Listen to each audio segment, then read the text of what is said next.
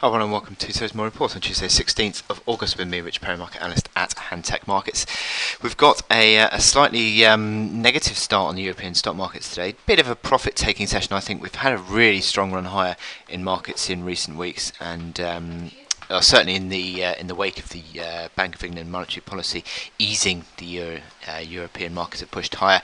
But there seems to be a little bit of profit taking with these momentum indicators a little bit stretched, and I think that's what we're seeing today. But generally speaking, the big move of the day is the dollar. We're seeing the dollar coming under big pressure again. You can see here 95.25 has been a key pivot level throughout 2016. And it's now broken below that. And if it sort of holds a break of that, I think that will be a key move, because you're seeing the dollar against the euro and also yen coming up against some key levels that are being seen there. Big breakout on the euro, also testing that 100 big figure level on the yen. So I'll take you through the technicals of those charts in a bit, but certainly these are some key moves that we're seeing on the dollar as the weakness continues. Now we've got the inflation data today for the US, and quite a lot of US data that could well sort of drive the moves on the dollar in the afternoon session today. But we've got a lot of data actually to drive cable as well. We're seeing some a little bit of a rebound on cable. Whether that will be seen post the inflation data for the UK as well, it'll be interesting to see. But we've got UK data that starts off our sort of stream of our flood of data today. Inflation CPI at 9:30, expected to come in at 0.5% on the headline, and interestingly, actually a mild drop in the core data. Now that will be sort of picked up on, because Brexit is actually meant to, or certainly the 14% decline in sterling against the dollar since Brexit. That's should theoretically start to drive inflation higher. Now it doesn't seem to be the case, or certainly according to the expectations anyway, in July that is going to be seen. But 0.5% is still relatively high compared to sort of to 2015 and 2016, but still not yet getting that traction to the upside. And again, that core data 1.3 would be the expectation. If that is hit, that would be a little bit of a strange drop, I think, and it'll be leading to a few questions. But certainly, I think that the 14% drop in sterling that we've seen should theoretically drag through inflation, but seemingly not quite yet. You've also got the German ZEW sentiment at 10 o'clock. 1.8 is the expectation there. And that's what it was last month, minus 6.8, so dropped to the lowest since 2012. Will we get a rebound from that? That was a bit of a concerning number that we saw last month. Will that sort of recover back above positive will be the question there.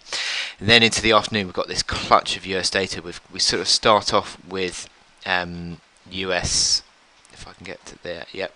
Start off with US inflation at 1.30, CPI headline at 0.9, so that's down from 1%. But the core CPI is expected to stay flat at 2.3%. And then we've got the housing data, the housing starts and building permits. Building permits dropping mildly higher, housing starts mildly lower.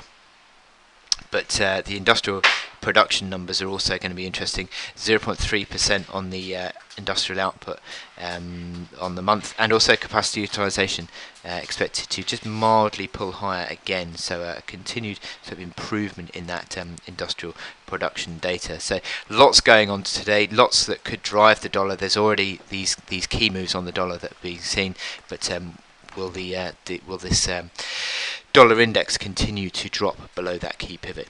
So that takes me on to my chart today, which is the euro sterling. Now we've seen a breakout in euro sterling. That's the hourly chart. Let's look at the daily chart. Breakout in euro sterling above that that post Brexit high actually of 86.25. That breakout confirmed with a really strong candle yesterday and continued to the upside today. That sterling remains under pressure, being sold off. We're seeing strong momentum. We're seeing the MACD lines crossing higher. We're seeing the stochastics certainly positively configured. I think any sort of weakness in this is a chance to buy now on euro sterling. We've seen this run of strong candles. Now these are resistance levels here, 87.65 and 88.15. I'll show you where they're from because they're from quite a long way back. 2013 is where those peaks start to come back in as your next resistance level. So it'd be interesting to see if that continues higher, but certainly it looks like any sort of corrections are being bought into. See on the hourly chart the 55-hour moving average. Time and time again that's been used as the basis of support in the last sort of couple of weeks. That is down at 86.50 currently, and that is also a near-term breakout level as well from yesterday's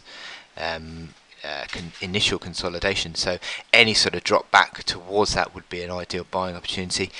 RSI on the hourly chart is marginally sort of stretched to the upside. Maybe that will induce a bit of a consolidation or even maybe a minor correction, but anything sort of back towards the sort of mid 50s, sort of 50 area, I think on the RSI, that would be a trigger to buy. You've got all strength on the hourly MACD lines and also hourly stochastics. So pretty much across the board, really strong chart here on Euro Sterling. Any sort of weakness is a chance to buy. So I wish you good luck in your trading today, and I will speak to you later. Thank you.